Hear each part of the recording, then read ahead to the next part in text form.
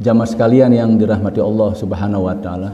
Alhamdulillah di pagi hari ini kita bisa berkumpul dan dipertemukan Allah Subhanahu wa taala di dalam salah satu rumah Allah, di dalam satu kegiatan yang insya Allah mudah-mudahan bermanfaat bagi kita, khususnya ketika kita bertemu dengan Allah Subhanahu wa taala, di mana hari itu tidak ada yang bermanfaat kecuali orang-orang yang bertemu dengan Allah Subhanahu wa taala dengan membawa qalbun salim.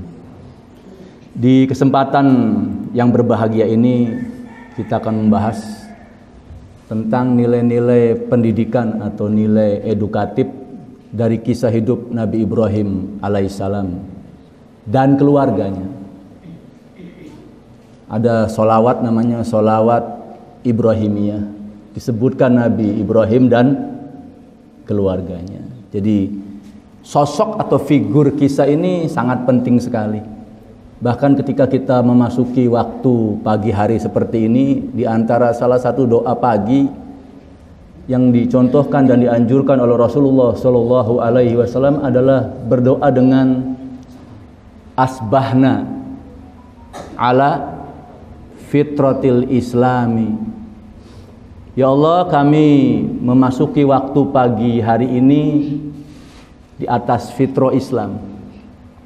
Wa ala kalimatil ikhlas, dan di atas kalimat ikhlas. Dalam riwayat yang lain wa ala kalimatit tauhid, di atas kalimat tauhid. Dua, poin keduanya kalimat ikhlas, kalimat tauhid. Yang ketiga wa ala dini nabiyina Muhammadin sallallahu alaihi wasallam. Dan kami berpagi hari di atas agama Nabi Muhammad sallallahu alaihi wasallam. Dan yang terakhir, yang keempat, wa ala millati abina Ibrahim alaihissalam, dan di atas milah agama Ibrahim alaihissalam. Dalam riwayat yang lain ala millati abina, disebutkan bapak kami Ibrahim alaihissalam.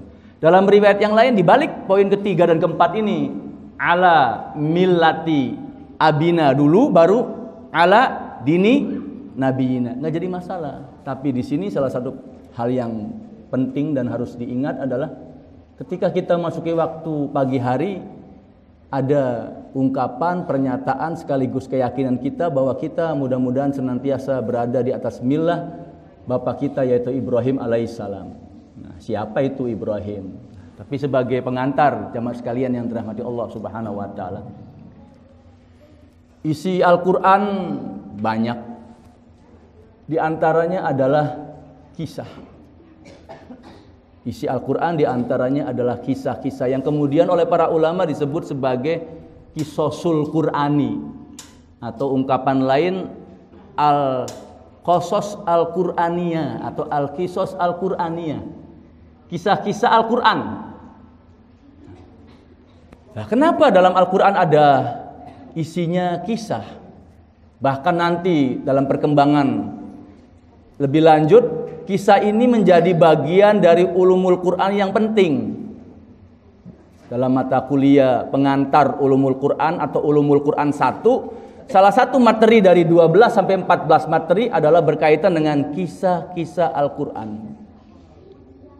Kisah-kisah Al-Quran. Ternyata kalau kita cek dan perhatikan diri kita, khususnya hati kita itu cenderung kepada kisah, seneng ngobrol, seneng berkisah.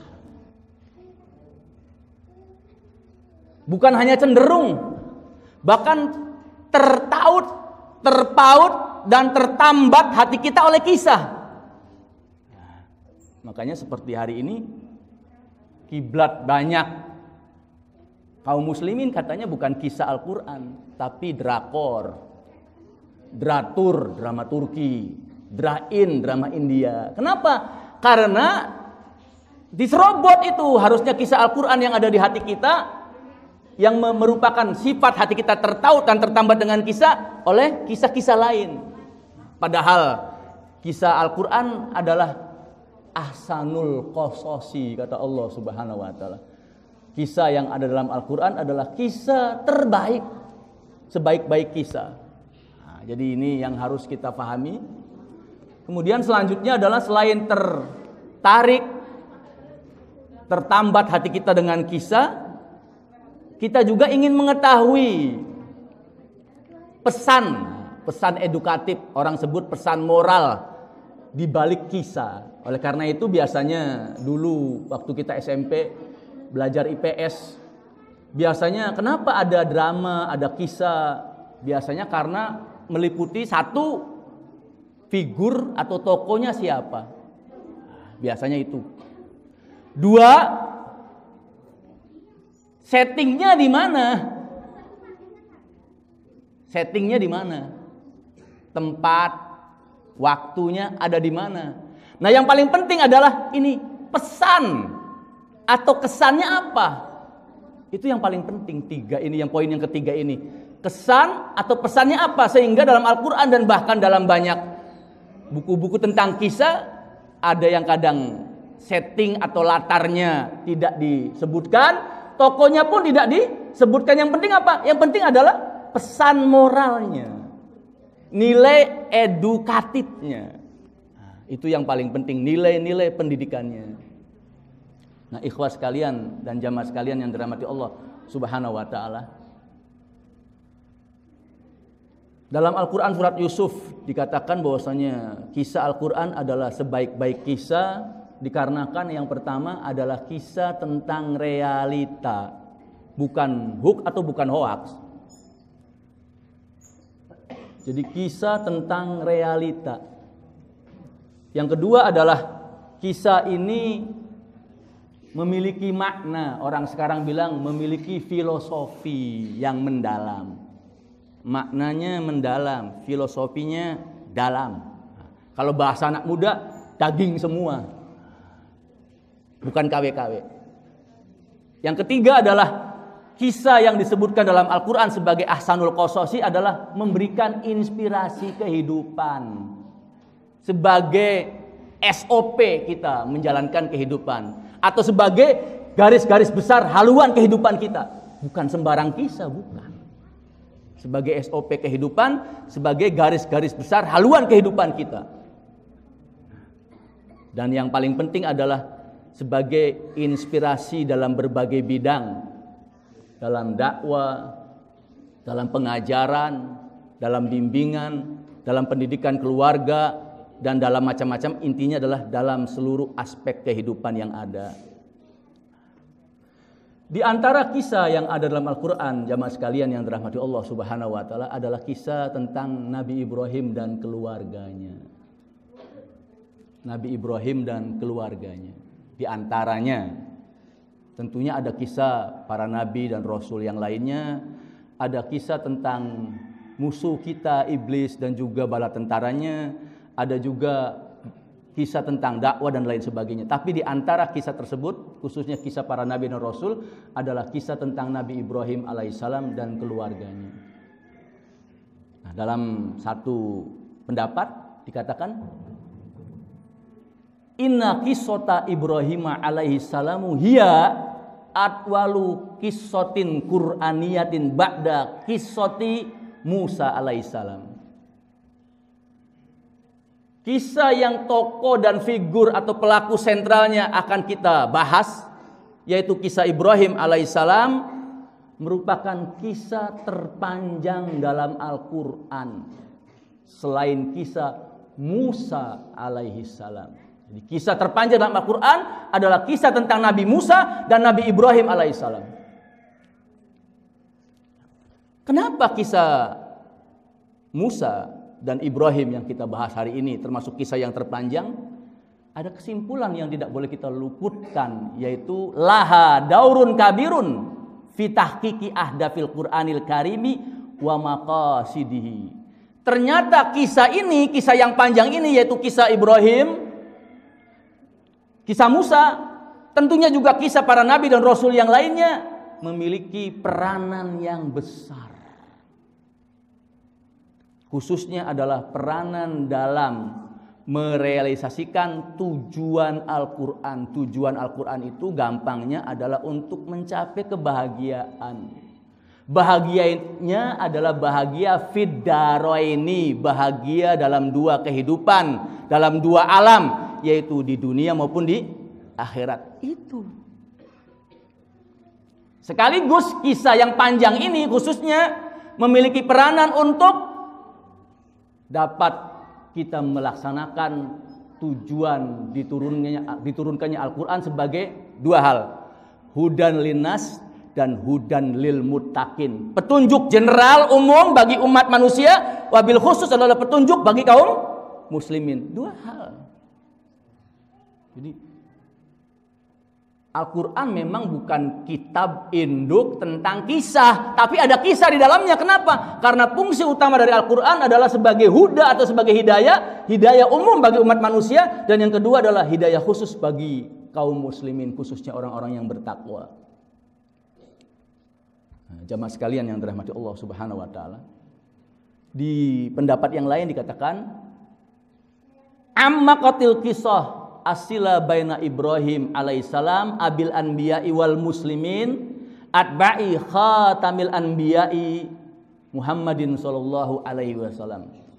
Ternyata kisah dalam Al-Quran khususnya tentang Ibrahim dan hubungannya, relasinya dengan kaum muslimin adalah kisah yang sangat panjang episodenya. Kan sekarang banyak sinetron mengejar rating dan rekor episode. Episode tentang Ibrahim, relasi dan hubungannya dengan kaum muslimin adalah kisah yang sangat panjang.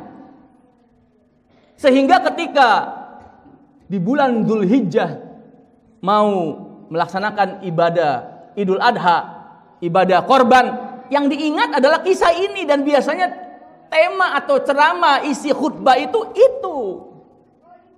dari tahun ke tahun, dari waktu ke waktu, bahkan dari dulu sampai sekarang dan mungkin yang akan datang. Kenapa? Karena ada hubungan antara Ibrahim dengan kaum muslimin. Hubungannya dalam sekali. Bahkan di satu kitab yang lain dikatakan bukan hanya dengan kaum muslimin, dengan 3 agama. Kaum muslimin Islam, Yahudi dan Nasrani, dengan 3 agama. Bukan hanya 3 agama besar, tapi 3 agama yang legal, awalnya diakui semuanya oleh Allah Subhanahu wa taala. Kemudian di akhir zaman hanya Islam yang diakui, karena yang 2-nya sudah di-delete, sudah dimansuh untuk tidak menjadi agama resmi lagi sebagai agama akhir zaman. Hanya Islam saja. Nah, di pendapat tersebut dikatakan kisah Ibrahim dalam Al-Quran disebutkan bahkan secara berulang sebanyak 63 ayat dalam 25 surat dalam 17 juz. Di pendapat yang lain, kalau dalam 17 juz yang berserak berjumlah 25 surat 69 ayat, kalau dikumpulkan 1 juz. 1/30 Al-Quran berisi kisah tentang Ibrahim alaihissalam dan bagaimana hubungannya dengan kaum muslimin, relasinya dengan kita kaum muslimin. Berarti ini kisah luar biasa, berarti ini kisah menawan, berarti ini kisah inspiratif dari berbagai aspek. Bukan hanya dari aspek pendidikan, tapi kalau diwakili berbagai aspek itu nilainya 1, nilai pendidikan, nilai edukatif. Ya okelah sebagai perwakilan. Banyaknya ayat, surat, dan juz yang membicarakan tentang kisah Ibrahim alaihissalam ini dikatakan dalam pendapat ini, yakni anna dzikra Ibrahim alaihissalam hadirun fi dzihni. Hal ini memberikan kesimpulan, mengindikasikan hal yang sangat jelas bahwa kisah Ibrahim alaihissalam tidak boleh hilang dari ingatan kita. Kisah tentang Ibrahim harus ada dalam benak kita, dalam fokus kita. La yaghibu an dzakiratil muslimi dikatakan. Fokus, benak, pikiran seorang muslim tidak boleh sekali-kali mengenyahkan kisah Ibrahim. Dulu saya di SMP, waktu itu berliterasi oleh guru bahasa Indonesia, harus baca kisah Osin sampai 36 jilid. Kalau tidak salah. Nggak ada apa-apanya itu. Nggak ada apa-apanya. Dulu harus baca, kita di SMP itu harus banyak baca kisah tentang novel atau cerpen Aki, karya Akhdiat Kartamiharja, Layar Terkembang. Itu belum ada apa-apanya dengan kisah Ibrahim alaihissalam. Sampai-sampai yang populer juga, Tenggelamnya Kapal Van der Wijk, belum ada apa-apanya dengan kisah Ibrahim alaihissalam. Belum ada apa-apanya. Abadan, selama-lamanya seorang muslim tidak boleh lupa tentang kisah Ibrahim alaihissalam. Bulan Dzulhijjah selalu ingat, alhamdulillah kita. Li'annahu ramzun min rumuzi tauhidi, karena Ibrahim dan kisahnya merupakan rumus tentang tauhid, merupakan bendera panji tentang tauhid. Wa ramzun min rumuzil islami wa qudwatil muslimin, kisah Ibrahim adalah panji tentang keislaman. Misalnya kita ingat dalam kajian akidah firman Allah Subhanahu wa taala. Allah berfirman, "Huwa sammakumul muslimina min qabl." Dialah Allah yang telah menamakan kalian dari semenjak dahulunya. Ibrahim membawa ajaran Islam, bukan membawa ajaran Yahudi atau agama lainnya, membawa ajaran Islam. Cuma Islamnya adalah Islam yang sudah tidak diperbolehkan lagi setelah Allah mengutus Nabi Muhammad SAW sebagai Islam akhir zaman. Islam khusus, artinya Islam umum. Dalam kajian akidah, Islam dibagi dua. Ada Islamun amun, ada Islamun khosun. Ada Islam umum, seluruh Nabi dan Rasul mendakwakan Islam. Sedangkan Islam khusus adalah Islam akhir zaman yang dibawa oleh Nabi Muhammad SAW. Jadi kita panjang yang namanya kaum muslimin jika digabungkan dengan pengikut dan orang-orang yang meneladani nabi-nabi terdahulu sebagai sebuah agama. Sekaligus Nabi Ibrahim sallallahu alaihi wasallam dan juga para nabi yang lainnya adalah sebagai teladan bagi kaum muslimin, teladan bagi kaum muslimin. Sehingga amat sangat sayang kalau ditanya kepada anak kita, siapa teladanmu? Jawabannya Cristiano Ronaldo dan Lionel Messi. Kenapa? Karena dua ini disebut alien sepak bola, monsternya sepak bola. Nggak cukup itu, salah bahkan. Teladan kita adalah Muhammad SAW dan Ibrahim alaihissalam serta para nabi yang lainnya. Itu yang urutan paling dasar. Sehingga ketika dulu ada survei oleh satu majalah atau satu apa di Indonesia menempatkan Nabi Muhammad pada urutan ke-11. Belasan gitu, 11 ingat saya gitu kan. Nah itu kan jadi perkara. Padahal dalam bukunya Michael Hart, orang barat yang menulis tentang 100 atau 1000 tokoh berpengaruh menempatkan Nabi Muhammad pada ranking 1 gitu kan. Ini orang Indonesia, akhirnya dipenjara dan sudah meninggal dunia kan. Jamaah sekalian yang dirahmati Allah Subhanahu wa taala, itu pengantar yang sangat penting dan tidak boleh kita lupakan. Dan insya Allah di bulan Dzulhijjah ini kita selalu mengingat kisah Ibrahim alaihissalam, keluarganya yang sangat inspiratif dan memiliki nilai-nilai yang sangat besar, khususnya nilai-nilai dalam pendidikan Islam. Sudah banyak kajian insya Allah tentang hal ini, tetapi mudah-mudahan memperkuat apa yang telah dibahas sebelumnya, atau mudah-mudahan untuk mendapatkan hal yang dirasa lebih baru. Ada empat nilai pendidikan Islam dalam kisah hidup Nabi Ibrahim alaihissalam dan keluarganya. Mudah-mudahan 4 ini pertama bisa diingat oleh kita. Yang kedua, ini mewakili nilai-nilai lainnya yang banyak. Yang pertama adalah keteladanan dalam pendidikan, khususnya pendidikan Islam. Keteladanan, pentingnya, urgennya keteladanan dalam pendidikan Islam. Nah, kalau di kita di Indonesia ini populer dengan istilah Ingarso Sung Tulodo. Iya kan? Ingarso Sung Tulodo. Artinya apa? Artinya apa? Itu kan sering ada di lembaga pendidikan kita dulu, bahkan di emblem namanya bahasa zaman dulu gitu kan. Di depan memberi teladan. Nah, tambahan duanya ing madyo mangun karso. Artinya apa? Madyo AMA atau AMD ahli madya, ahli tengah, tanggung. Di tengah ing madyo mangun karso, membangun usaha. Ikut mencebur, ikut berkegiatan. Satu lagi terakhirnya tutwuri handayani. Nah, ini orang Jawa suka memplesetkan. Kentut ningguri mambue wangi. Salah gitu kan. Artinya di belakang memberi dorongan, memberi support, memberi inspirasi. Nah, ini sering guyonannya begituan. Orang Jawa sendiri banyak yang nggak paham ini. Ini bagus, sesuatu yang bagus. Nah, salah satunya adalah prinsip keteladanan dalam pendidikan, termasuk pendidikan Islam.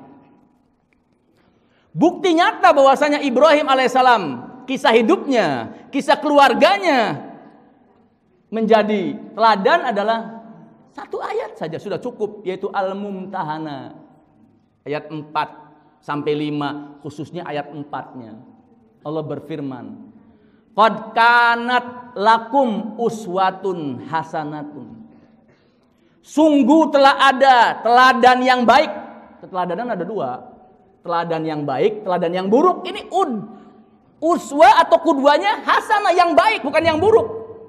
Pada diri siapa? Fi Ibrahim walladzina ma'ahu, yaitu pada diri Ibrahim dan orang-orang yang bersamanya. Ingat keteladanan. Pentingnya keteladanan dalam satu teori pendidikan modern disebut imitasi. Niru-niru. Niru itu ibarat anak kita yang masih kecil. Itu niru bapak ibunya dulu, apa yang diucapkan dan yang dia lihat oleh bapak ibunya atau pada diri bapak ibunya. Niru dulu. Memang meneladani itu asalnya niru dulu. Niru. Setelah niru apa? Ingin menjadi, to be, being. Ingin menjadi kayak bapak saya, kayak ibu saya. Sehingga tidak salah teori sekarang misalnya, kalau kita punya anak perempuan, teladan dan cinta pertamanya adalah bapaknya. Walaupun tidak 100% mutlak gitu kan, tapi teori terbaru mengatakan anak perempuan itu, khusus anak pertama, kayak bapaknya. 11-12 dengan bapaknya. 11-12 dengan bapaknya. KW dari bapaknya lah, begitulah kalau bahasa anak mudanya gitu kan. Begitupun anak perempuan. Dia akan menjadikan ibunya adalah teladan. Mencoba menjadi ibunya. Makanya kan miris dan pilu ketika menyebar di grup WA, anak-anak ditanya, bahkan ada videonya. Nak, kamu mau jadi apa? Mau jadi handphone. Lah kan makanya tadi malu dan pilu Pak Abdurrahman. Kenapa? Karena bapak ibunya dari bangun sampai mau tidur pegang handphone. Sayanya dicuekkan. Jadi handphone biar bisa dipegang oleh bapak dan ibu. Bukan hanya bapak ibu, pembantu pun pegang handphone gitu kan. Lah gimana anak? Kenapa? Mau jadi. Mau jadi handphone. Sayangnya karena udzubillahi min dzalik gitu kan. Barulah yang ketiga, langkah selanjutnya dari teladan setelah meniru dan ingin menjadi adalah kagum. Nah, makanya karena tadi teladannya adalah Ronaldo dan Messi, nggak mau kayak bapaknya jadi dai atau ustadz, gajinya kecil. Kenapa? Karena Ronaldo dan Messi per minggu saja miliaran. Miliaran. Bukan naik pesawat, pesawat itu dibeli. Bukan naik pesawat beli. Nah ini bahaya ini meneladani seseorang ini, meneladani sesuatu ini. Poin yang ketiga adalah timbul kekaguman. Yang keempat, yang terakhir, dari awalnya meniru, meneladani ini adalah apa? Yang keempat adalah benar salah saya bela. Kenapa? Teladan saya. Udah nggak usah pakai teori pendidikan apa. Itu begitu, teladan itu awalnya ditiru dulu, lalu ingin dijadikan contoh nyata, role model. Lalu apa? Dia kagum. Lalu apa? Dia ingin membelanya.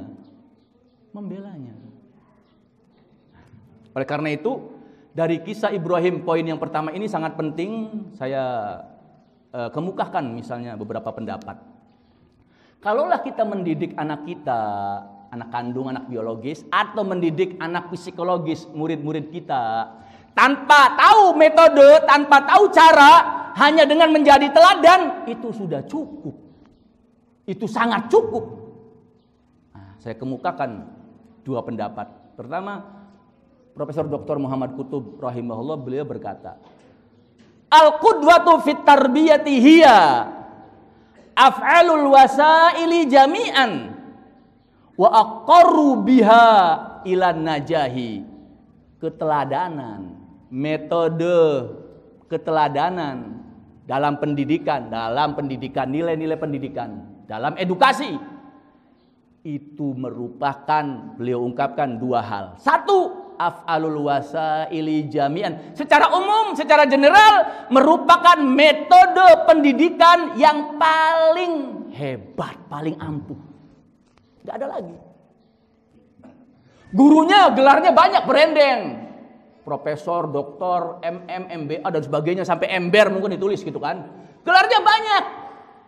Dia ketahuan mengakses video porno, kayak anggota DPR kan, ada kan mengakses, ketahuan, namanya jatuh. Lalu apa yang dia kerjakan berbeda dengan yang dia ajarkan atau omongkan? Nggak akan manjur itu. Tapi teladan, walaupun kayaknya gagap kalau ngomong bikin orang ngantuk, tapi Masya Allah, dia begini dan begitu, itu ditiru. Itu yang paling ampuh. Yang kedua, aqarru biha ilan najahi, paling efektif dan efisien untuk memperoleh kesuksesan dalam mendidik. Saya ingat kenapa saya bercita-cita dari guru, sekarang jadi dosen, alhamdulillah gitu kan. Karena saya punya favorit guru di SD, SMP. Saya pengen jadi guru kayak dia. Enggak banyak dia ngajarin, tapi apa? Orangnya baik. Kalau di SD itu wali kelas, ibu guru. Kalau di SMP ada dua, bapak-bapak. Serba bisa, walaupun dia jurusan apa, tapi ngajarin administrasi bisa. Waktu itu saya administrasi tata buku, ngajarin bahasa Inggris bisa, ngajarin bahasa Sunda bisa. Padahal bukan gelarnya dia, awalnya dia melamar sebagai TU gitu kan. Tapi punya gelar sarjana, itu favorit. Teladannya baik, sama murid itu deketin, sampai nggak punya uang dikasih uang. Apa itu? Keteladanan.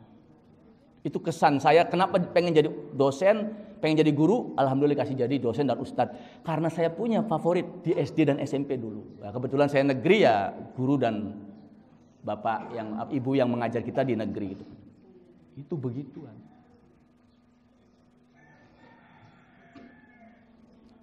Pendapat yang lain, Profesor Dr. Abdullah Nasi Ulwan dalam kitabnya yang fenomenal, Tarbiyatul Aulad fil Islam, jilid 2, beliau berkata, Al-qudwatu fit tarbiyati hiya, keteladanan dalam mendidik.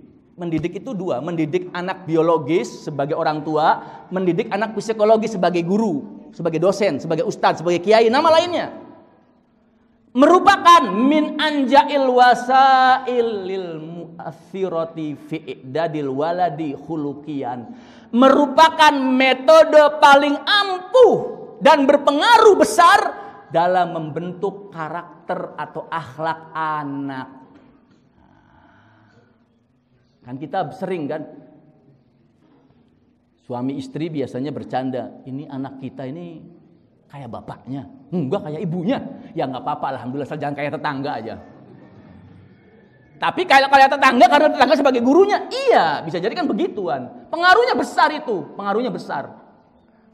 Kalau beliau ungkapannya di antara yang paling ampuh dan efektif, efisien. Kalau tadi Profesor Muhammad Kutub mengatakan enggak di antara lagi, paling enggak apa-apa, enggak jadi masalah.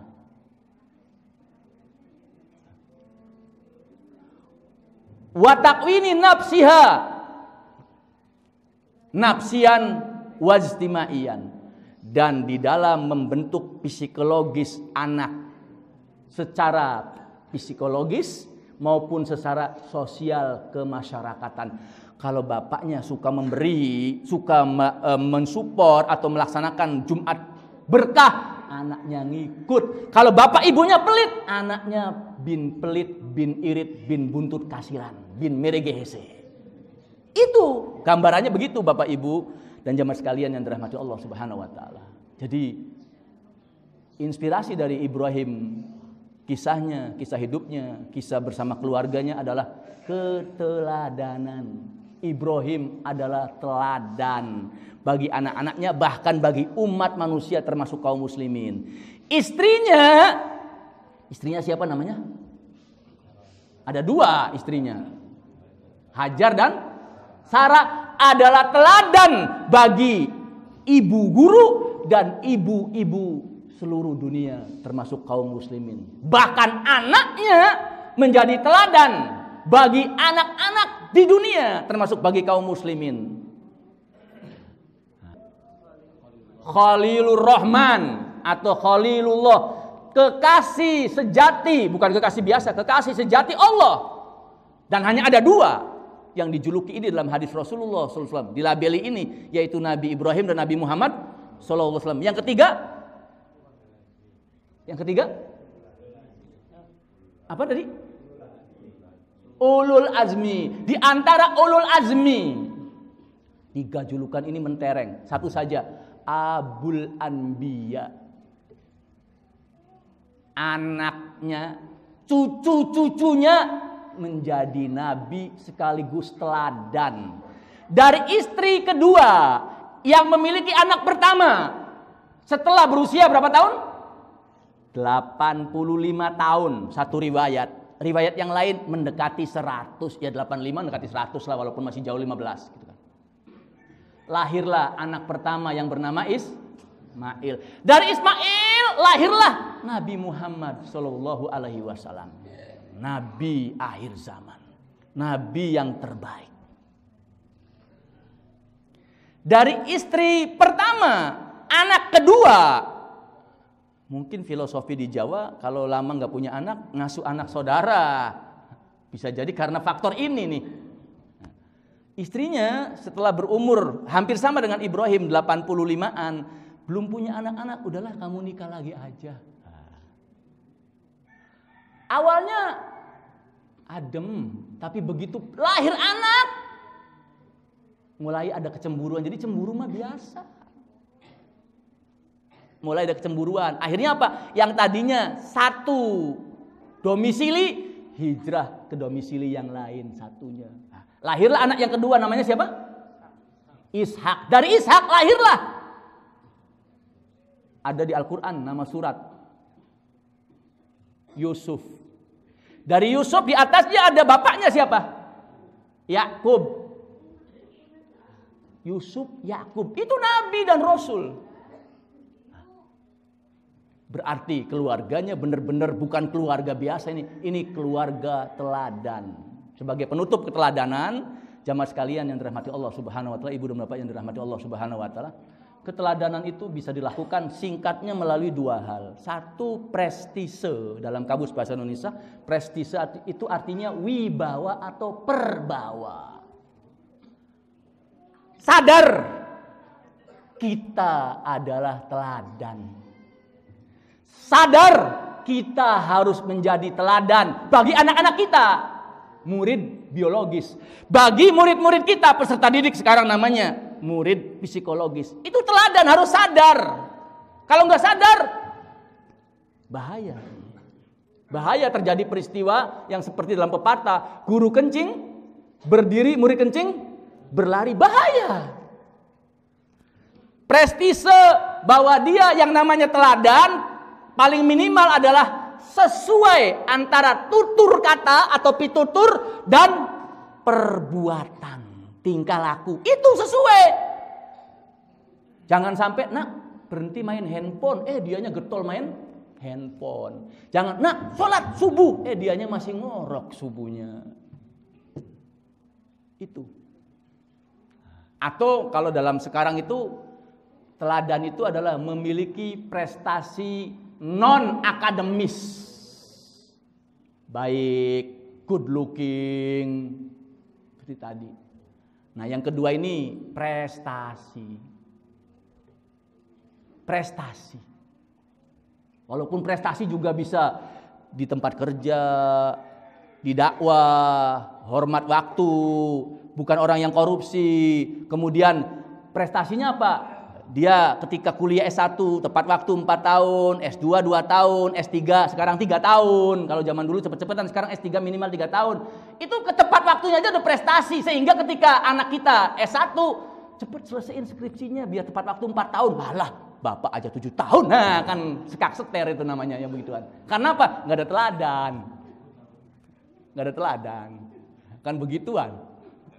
Nah ini berat. Tapi yang paling poin pertama adalah prestise. Prestasi itu ya mungkin masa lalu, yang kedua masa depan ini apa ya prestasinya gitu kan, sampai bingung kadang gitu kan. Ya prestise lah paling minimal. Ingat prestise, wibawa, kesadaran diri paling minimal. Baik jamaah sekalian yang dirahmati Allah Subhanahu wa taala.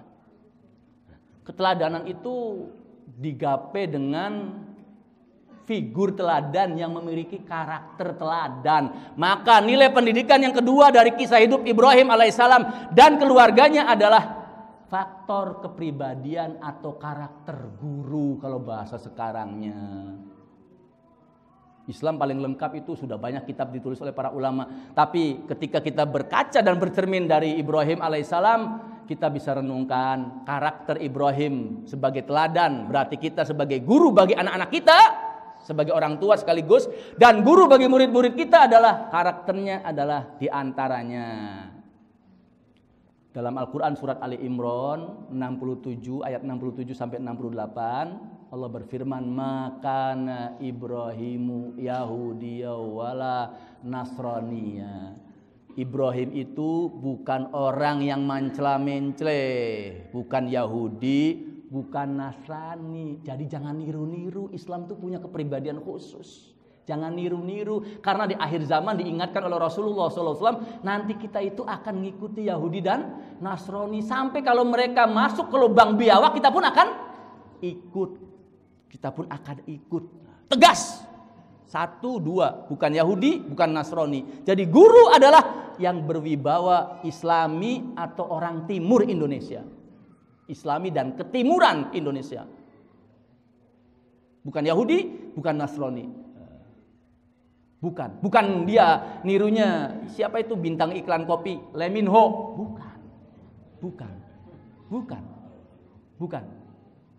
Bukan Yahudi, bukan Nasrani, dan yang mengikuti semisal dengan keduanya. 2. Yang ketiga, walakin kana hanifa. Ibrahim adalah orang yang berkarakter hanif, yaitu cenderung mengikuti ajaran yang lurus. Karena orang Islam ya cenderung dan selalu komitmen mengikuti ajaran Islam. 3. Musliman. 4. Muslim sejati. Karena slogan kita dalam banyak ayat, wa qala innani minal muslimin. Wa qala inni minal muslimin. Wa qala bi anna muslimun. Itu tegas, saya muslim. Saya orang Jawa, saya orang Sunda, muslim. Saya orang Indonesia, muslim.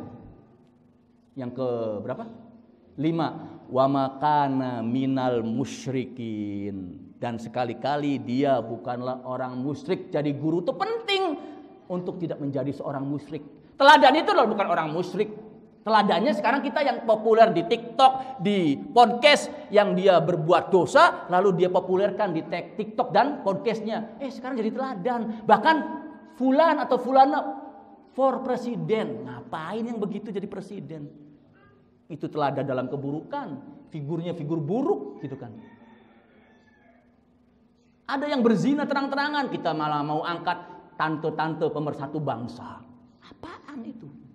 calon presiden masa depan. Apaan? Figur. Keteladanan itu dari figurnya, ada karakter teladannya.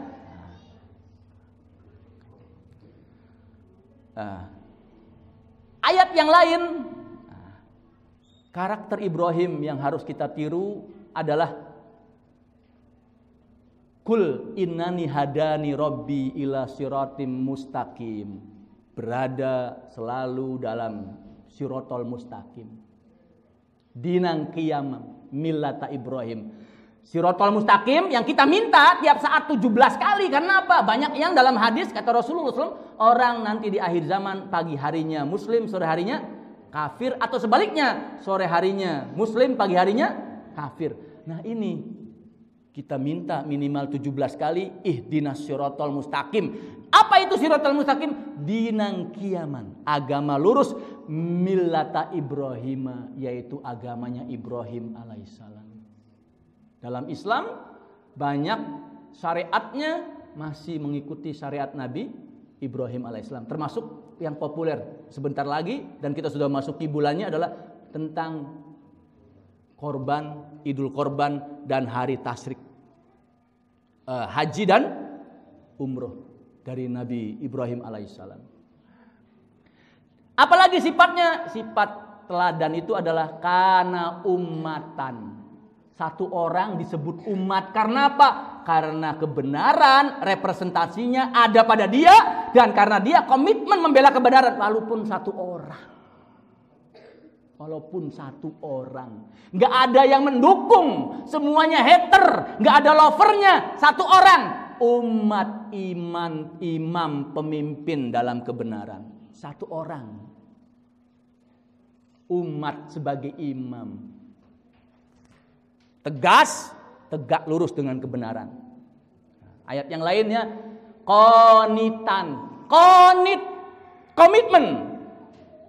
Salah satunya komitmen, kalau sekarang maknanya dalam ibadah pokok. Ada ulama mengatakan qanit atau kunut itu asalnya adalah lama berdiri dalam sholat dan lama dalam sujud. Ya bolehlah itu salah satu representasinya.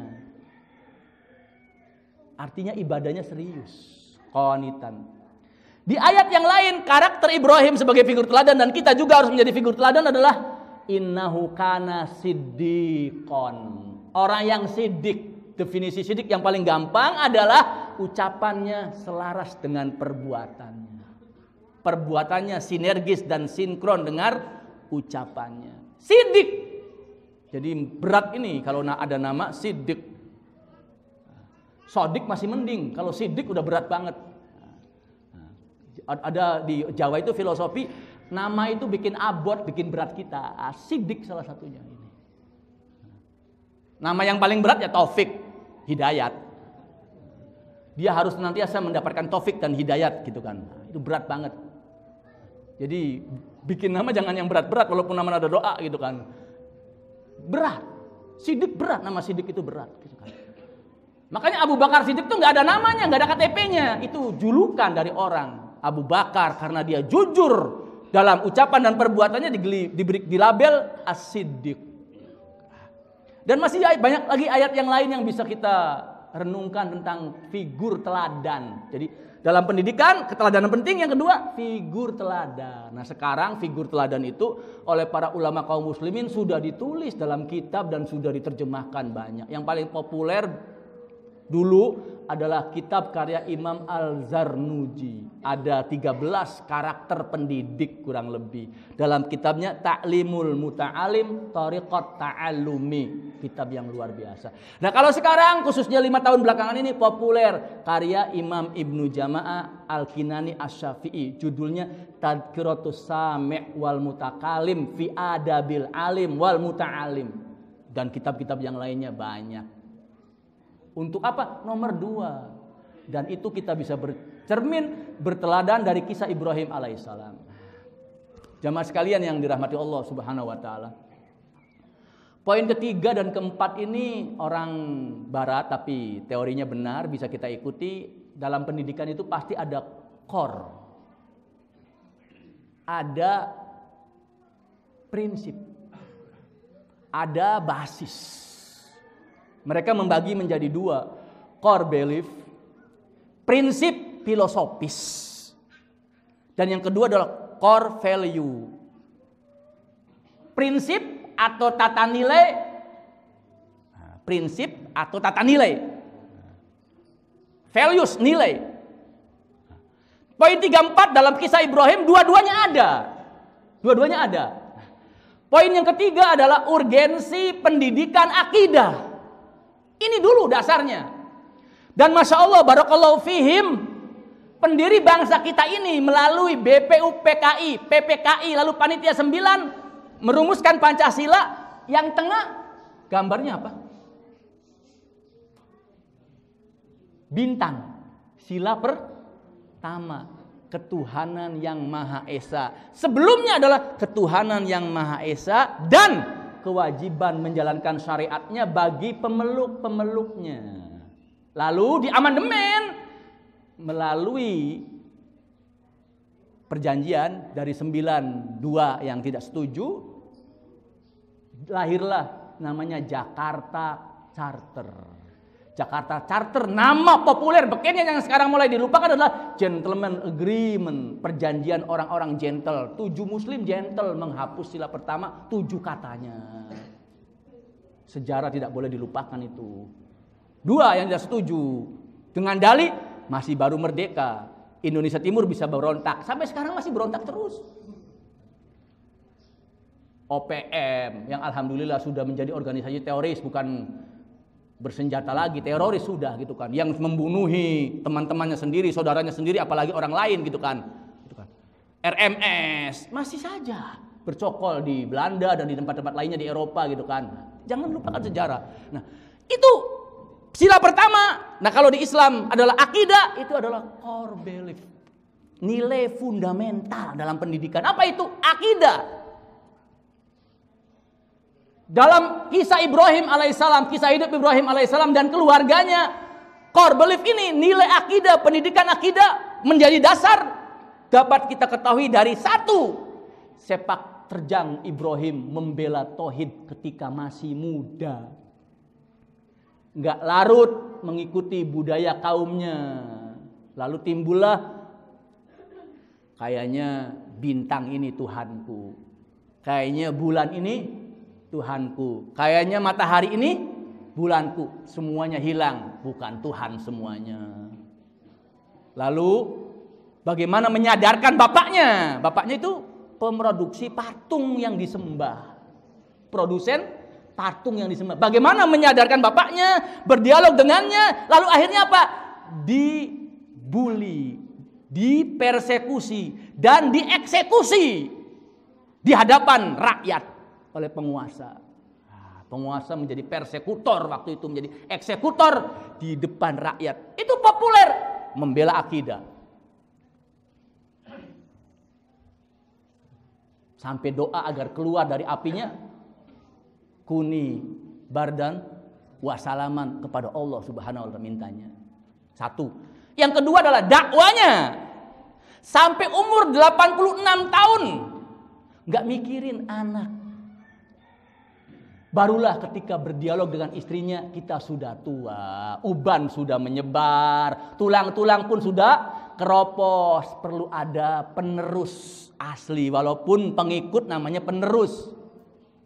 Udahlah, kita baru dapat hadiah seorang wanita sebagai budak sahaya, kamu nikahi saja. Baru memikirkan anak, tanda kutip dalam satu pendapat, ketika umur 85-86an. Sayang banget sama anaknya, walaupun terus dia berdakwah ke negeri yang Allah perintahkan, sekali-kali balik menengok anaknya dan keluarganya. Jadi Ibrahim memadukan dakwah dengan tarbiyah atau pendidikan. Dia dakwah, dia tengok juga, dia didik juga anak-anaknya. Nah, jangan sampai anak kita dibiar dan liar, bahkan tidak diajar, bahaya itu, nanti jadi kurang ajar. Kok bapak nengok-nengok saja? Ya, karena guru utama, khususnya adalah guru biologis, adalah ibu. Populer itu ucapan Ahmad Syauqi. Al-ummu madrasatun ula. Ibu adalah guru pertama sekaligus utama. idza a'dadtaha, kalau engkau dapat mempersiapkannya sebagai guru keluarga. A'dadta si'ban tibal a'ra, kalau engkau bisa mempersiapkan ibu sebagai guru, maka engkau telah mempersiapkan generasi yang akan berkibar pamor kebaikannya, akan good looking dan populer dalam ke-good lookingannya. Itu Bapak Ibu dan jemaah sekalian serta ikhwas sekalian yang dirahmati Allah Subhanahu wa taala. Ibu. Allah berfirman, wa id qala Ibrahim rabbij'al hadzal balada amina. Doanya doa orang bertauhid. Dimulai dari wahai Rabbku, jadikan negeri ini amina. Orang yang bertauhid adalah bukan perusak negeri, tapi pendoa negeri dan penyebar kebaikan di negeri. Ingat baik-baik, orang yang berakidah, orang yang bertauhid bukan perusak negeri. Doanya hadal balada amina. Jadikan negeri ini adalah negeri yang aman sentosa. Aman sentosa itu bertauhid dan kenikmatannya mengalir deras. Dua, doanya adalah wajnubni wabaniya an na'budal asnam. Ya Allah, jauhkanlah, enyahkanlah aku dan keluargaku dari menyembah berhala. Enggak boleh punya Tuhan lain selain Allah Subhanahu wa taala. Enggak boleh punya Tuhan lain selain Allah Subhanahu wa taala dan tidak mau menyembah berhala. Tauhid. Bukti tauhidnya, Rabbi innahunna adlalna katsiran minan nas. Berhala inilah yang banyak menyesatkan umat manusia. Berhala modern pun banyak menyesatkan manusia. Hati-hati. Doa menunjukkan pentingnya akidah tauhid. Doa selanjutnya, Rabbana inni ashantu min dzurriyyati biwadin ghairi dzar'in. Ya Allah, aku tinggalkan keluargaku karenamu dan hanya kepadamu di lembah tandus tak berpenghuni. Lembahnya sudah tandus tak berpenghuni, gitu kan. Nah, bukan kayak kita ngasih makan opo iki. Nah, penting untuk memberi makan dan nafkah keluarga, tapi setelah kita berikhtiar, sebelumnya bertakwa, pasrahkan sama Allah Subhanahu wa taala. Itu akidah tauhid. Doa selanjutnya yang menunjukkan tauhid, Rabbana liyuqimus sholat. Ya Allah, saya nggak neko-neko. Saya ingin keluarga saya ini mendirikan sholat. Sehingga kata para ulama, sholat adalah gambaran tazkiyatun nufus untuk menuju tauhid yang benar kepada Allah Subhanahu wa taala. Sholat. Sholat aja. Good lookingnya dilihat dari sholat. Lalu doa orang yang bertauhid butuh kehidupan dunia, butuh dibuktikan. Faj'al af'idatam minan nasi tahwi ilaihim warzuqhum minas samarati la'allahum yashkurun. Ya Allah, semoga anak cucu dan keluargaku ini menjadi panutan kiblat bagi orang-orang, dan anugerahkan domisili mereka rezeki dari buah-buahan yang banyak, korma sampai sekarang, dan yang lainnya mengiringi sampai sekarang. Bahkan rezekinya ada yang lebih hebat dari itu, air Zam-Zam, yang sayangnya kita masih dilarang untuk membawanya. Mudah-mudahan bulan-bulan ini yang jamaah kita yang haji bisa mendapatkannya, yang minimal jatah 5 liter. Karena kemarin masih belum boleh untuk membawanya. Ustadz, ada yang bawa, rezeki dari Allah, untung gak ketangkep gitu kan. Karena banyak yang dibuka, suruh dibuang gitu kan. Suruh dibuang. Nah, itu. Bukti tauhidnya, doanya lagi, Rabbana innaka ta'lamu ma nukhfi wa ma nu'lin. Doanya, ya Allah, engkau tahu apa yang kami nampakkan, apa yang kami sembunyikan. Tauhid itu. Barulah pernyataan tauhidnya, alhamdulillahilladzi wahabali alal kibari Ismaila wa Ishaq. Segala puja dan puji hanyalah milik Allah. Tauhid ini, alhamdulillah, itu tauhid. Atas anugerah dewasanya Ismail dan Ishak. Lalu di ayat ini, ayat 41 dan 40-nya, Rabbi ij'alni muqimas sholati wa min dzurriyyati. Ya Allah, jadikan kembali aku dan keturunanku orang-orang yang mendirikan sholat.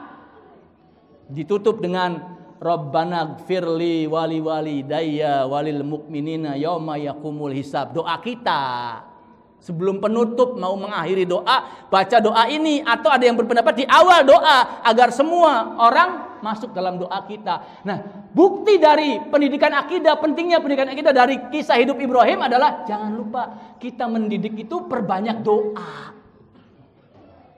Perbanyak doa. Nanti dalam suatu kitab yang berjudul Al-Mustafad min Qasasil Quran, faedah dari kisah-kisah Al-Quran, jilid 1 tentang kisah Ibrahim, ada 2 jilid kitab itu, dikatakan salah satu karakter pendidik, baik mendidik anak ataupun mendidik murid-murid adalah banyak doa. Mempannya boleh jadi murid kita ini bandel banget, tahu-tahu doa kita mustajab, jadi nggak bandel, 180 derajat atau 360 derajat berubah doa. Jadi kadangkala bukan karena gelar kita, bukan karena ilmu pendidikan yang kita kuasai, bukan karena wawasan luas yang kita miliki, doa kita, doa. Makanya Masya Allah orang tua kita dulu itu kalau anaknya ngeselin, bikin kesel, itu bukan dasar anak kurang ajar, soleh, soleha, sambil ngeter dadanya ngomong soleh dan soleha sebagai doa, dielus mukanya, dielus pipinya, dielus kepalanya gitu kan, itu doa. Karena ada penemuan dan ini benar di Jepang awalnya, air kalau dikatain buruk, airnya auranya gelap, tapi baik auranya berpendarnya cerah. Nah, walaupun tidak mutlak, tapi teori mengatakan kalau ada anak kita dikatakan bodoh kamu, kurang ajar kamu, 90% itu doanya dikabulkan dan itu hilang kepinterannya dan kesolehannya. Hati-hati dengan omongan kita, khususnya kesel itu. Yang ketiga, yang keempat adalah nilai pendidikan dari kisah hidup Ibrahim alaihissalam dan keluarganya adalah sebagai core values, tata nilai kita. Landasan operasional kita adalah pendidikan itu asalnya di keluarga. Jadi kita harus memperhatikan pendidikan keluarga. Gampang Ustadz, yang penting saya punya uang, sekolahin anak saya, itu urusan gurunya. Salah. Pendidikan pertama dan utama adalah dalam keluarga, yang sekarang disebut dengan at-tarbiyah al-usariyah, pendidikan keluarga. Kalau dalam kajian para ulama, at-tarbiyah al-usariyah. Contoh gampangnya, silakan ngopi ya. Saya nggak dikasih kopi nggak apa-apa. Banyak sekolah bahkan mungkin 6 tahun, 3 tahun nggak memperhatikan minumnya. Begini, sehingga apa? Menjadi toko, disut oleh nasional. Kita lihat minumnya begini. Menjadi atlet minumnya begini. Bahkan kalau ada yang minumnya pakai tangan kanan, duduk heboh itu.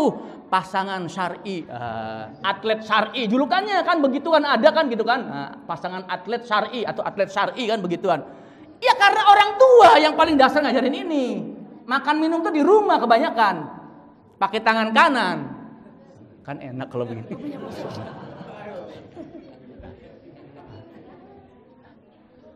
Keluarga, Bapak Ibu dan Saudara.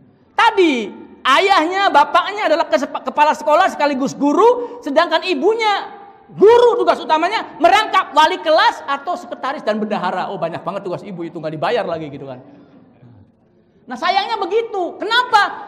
Karena yang diperintahkan mendidik itu bukan guru, tapi orang tua. Allah berfirman, kita terkenal, suratnya sering dibaca. Ya ayyuhalladzina amanu qu anfusakum wa ahlikum nar. Wahai orang-orang beriman, selamatkan keluargamu ketika engkau menjadi suami istri, ketika engkau menjadi ayah dan ibu. Iya, selamatkan keluargamu. Arti selamatkan keluargamu itu dalam tafsir dikatakan adalah adibuhum wa alimuhum bi ta'alimil Islam. Adabkan mereka, pendidikan adab. Sekarang di IKIP atau UPI atau yang lainnya namanya pendidikan nilai. Diajarkan itu nilai. Ajarkan adab. Mau pakai buku adab yang tebal 1 jilid atau yang tipis atau yang 2 jilid tebal segini atau yang tebal karangan Imam Ibnu Abi Dunya tebal 3 jilid, Adabuddin wa Dunya judulnya gitu kan. Silakan mau pakai buku mana gitu kan. Kalau adab dalam versi Islam gitu kan. Wa alimuhum, dan ajarkan mereka. Baru adabkan dulu, baru ajarkan. Nah, ajarkan mereka dengan apa? Bita'alimil Islam, dengan prinsip-prinsip dan ajaran Islam. Ajarin dulu, adab dulu. Makanya mohon maaf nih, yang tadi ngasih ini alhamdulillah aman. 2 hal amannya, nggak ada apa pegangannya. Terus di tengah, dulu orang tua di Jawa itu marah kalau anaknya ngasih air tuh di sini. Kenapa? Nggak pada tempatnya. Adab itu nggak salah sebenarnya, tapi adab salah. Tempat luas, ngapain pinggir-pinggir gitu kan.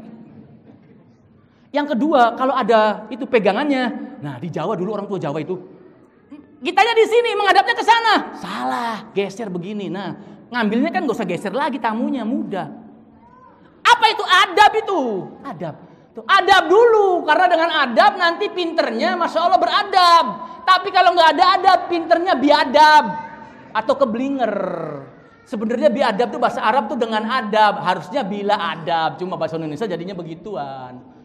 Keblinger, pinternya keblinger gitu kan. Itu. Dia hebat, profesor, doktor, MM, MBA, ember. Orang tuanya nggak tamat SD, tapi kamu punya gelar banyak karena orang tuamu. Dia tetap hormat sama orang tuanya. Dia punya gelar banyak, tapi ada orang yang lebih tua. Dia mungkin lebih cium tangan ke yang tua, bukan orang tua yang cium tangan ke dia karena profesor, doktor dan sebagainya. Itu adab.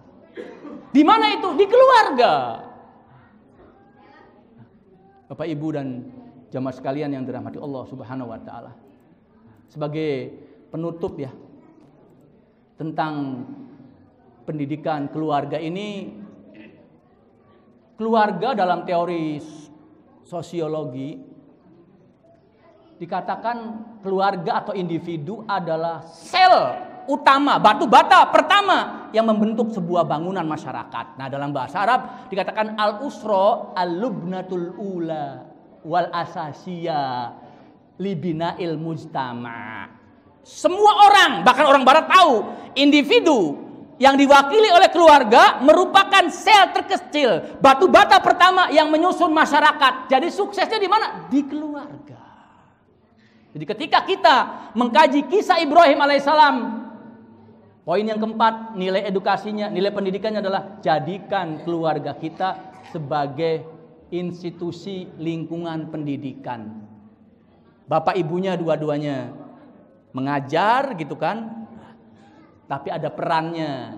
Bapak mungkin karena dia tugasnya mencari nafkah banyak di luar, ya kepala sekolah. Kepala sekolah kan kalau jabatan struktural tuh tidak boleh banyak ngajar. Nanti nggak tamat itu administrasinya dan lain sebagainya. Begitu Pak ya, insya Allah gitu kan. Nah, istri mungkin lebih banyak. Makanya sebenarnya kalau ada orang besar, kita menjadi orang besar itu karena ibu kita yang paling utama. Ibu kita yang paling utama. Dan ketika Rasulullah ditanya siapakah orang yang paling berhak aku pergauli dengan baik di dunia, ibumu 3 kali baru bapakmu. Salah satunya adalah ibu memiliki syu'ubatut tarbiyah, kesulitan dalam mendidik anak. Kadang kan ibu curhat walaupun guyon, bapaknya kerja aja enak, minggu pun tidur aja, saya repot. Nah, itu bisa jadi benar. Nah, ibu ini 3 karena kata para ulama ibu memiliki 3 kesulitan. 1, su'ubatul hamli, kesulitan hamil. Gak ada bapak yang hamil. Coba bapak bawa beban 5 kilo tas, cangkel gak? Cangkel. Lah ibu mah 24 jam dan sepanjang hidupnya bawa beban bayi yang akan dilahirkan. Su'ubatul hamli. Yang kedua adalah su'ubatul wiladah warodoah. Ibu itu kesulitan dalam melahirkan dan menyusui. Bapaknya mah enak tidur, ibunya anaknya bangun menyusui, sudah gitu ngajak ngobrol, kerjaannya malam gitu kan. Kan ada anak yang jam 1 sampai jam 4 enggak tidur. Bapaknya mah tidur aja, ibunya mah enggak tidur bisa jadi. Melahirkan ada ibu yang sampai meregang nyawa. Oleh karena itu dalam sebuah riwayat dikatakan erangan seorang ibu kontraksi ibu saat melahirkan anak itu nggak akan bisa dibalas. Walaupun 1 kali. Lah apalagi ada ibu yang saya pernah dengar itu sudah seminggu ke bidan, gagal lagi nggak lahir, gagal lagi nggak lahir. Berapa erangan, berapa kontraksi yang sakit itu? Sekalinya aja berat itu. Nah yang ketiga ibu su'ubatut tarbiyah, mengalami kesulitan dalam mendidik karena memang yang paling berperan itu ibu dalam mendidik kita. Ibu kita itu luar biasa. Kita itu nggak akan sukses, tapi ada doa ibu, mau jatuh terjerembab, doa ibu naik lanjut kamu. Begitupun doa bapak sebenarnya gitu kan. Jadi dari kisah Ibrahim jangan sekali-kali lupakan pendidikan Islam, pendidikan dalam keluarga kita dan persiapkan diri menjadi guru keluarga. Tema menjadi guru keluarga ini Ustadz Dwi Umar, tema yang penting perlu dibahas karena ada minimal 6 langkah atau beberapa langkah untuk menjadi guru keluarga. Nah kurang lebihnya demikian jamaah sekalian, Bapak Ibu yang dirahmati Allah Subhanahu Wa Taala. 4 nilai edukatif yang fundamental, mudah-mudahan yang paling asasi dari kisah Ibrahim alaihissalam, kehidupannya dan juga hal-hal yang terkait dengannya. Mudah-mudahan bermanfaat. Wallahu a'lam. Kurang lebih demikian, saya tutup dulu karena masih ada yang akan menutup. Assalamualaikum warahmatullahi wabarakatuh.